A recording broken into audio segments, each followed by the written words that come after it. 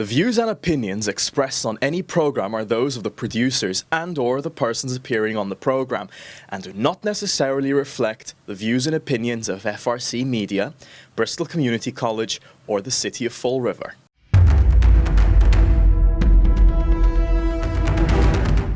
Thank you for joining us at FRC Media. I'm Keith Tebow. It's Wednesday. It's been a couple of weeks since we had the opportunity to speak with Mayor Paul Coogan, but he's with us today.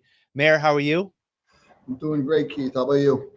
I am doing well. Actually, we start with an issue that is sensitive in many ways, but does have some impacts with the city.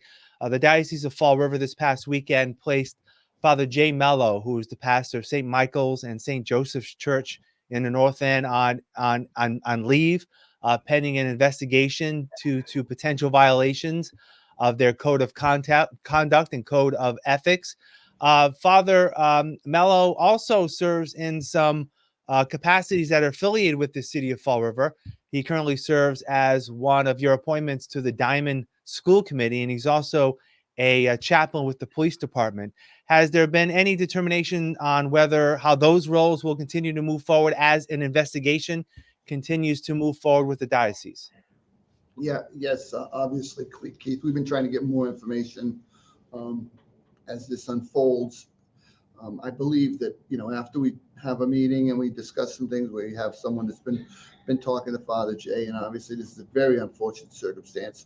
So we're going to make an evaluation probably later today on at least one of those roles, and going forward, I'm sure the other will be, figured out relatively quickly. We want to make sure that he has his focus is on making sure everything in his life is back in order, and obviously the city and anything to do with it is always going to be paramount in this office. So we don't want a distraction with the new Diamond coming on board and with what's going on up at that school. But at the same time, we want to make sure that the decision doesn't negatively impact anybody. So we're going to play this out very, very quickly in the next day or so.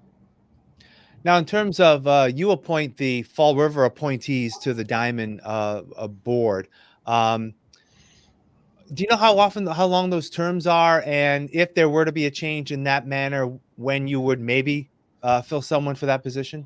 Well, most of those people were put on by the former mayor. I've let them stay because they've been doing a good job for the city over on Diamond. So their terms are up. From what I've been told, they can be removed at any time because they don't have a term. When we sign a letter and we tell people that we're going to put Keith on the board, it's going to be from 2020 to 2023. There's a 3-year term. There's date certain you're going to leave. Right now, those people are all on extended contracts, and they're almost like at-will members of the board. So that's kind of where all three of them are, Rajnera, Senator Menard, and Father Mello. So we'll see how it plays out. Like I said, they're on an at-will contract. All right. Moving forward, there is a new veterans agent officially in the city of Fall River. We touched upon this a little bit a few weeks ago, but Talis Ferris has been officially approved by the city council to be the next veterans agent. I know we talked a little bit about it a few weeks ago. What skills does he bring to the position? He brings a lot of great personal skills. I mean, from what I've seen, I met him at a table at Bristol Community College when he was working for the Veterans Affairs group up there, and he's a very, very solid guy. He's got a wild range of experience that probably suits him very well for this job. He's very much a by the book guy. He's had a lot of time in the military. He's settled in Fall River because he was stationed in Newport, and his wife was from New Bedford, so it's somewhere in the middle.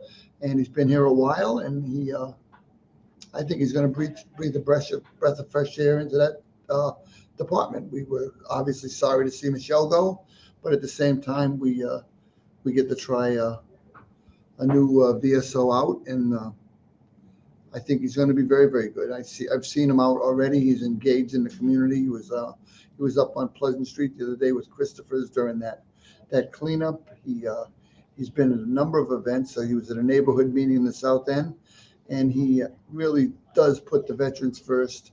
and his heart's in the right place. And I think he's going to be an asset. All right. And finally, this week, a week from tomorrow, is going to be 4th of July. And as always, the city does 4th of July very well with fireworks and a lot of activity on the waterfront.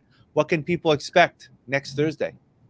A bunch of things. Down at the wall or at Bicentennial Park, there'll be almost like a swing band down there, 12 pieces.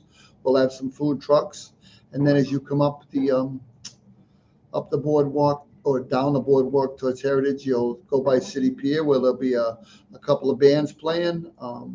We'll have, again, more food trucks there. We'll have Troy City Brewery and Primo's will be there joining us.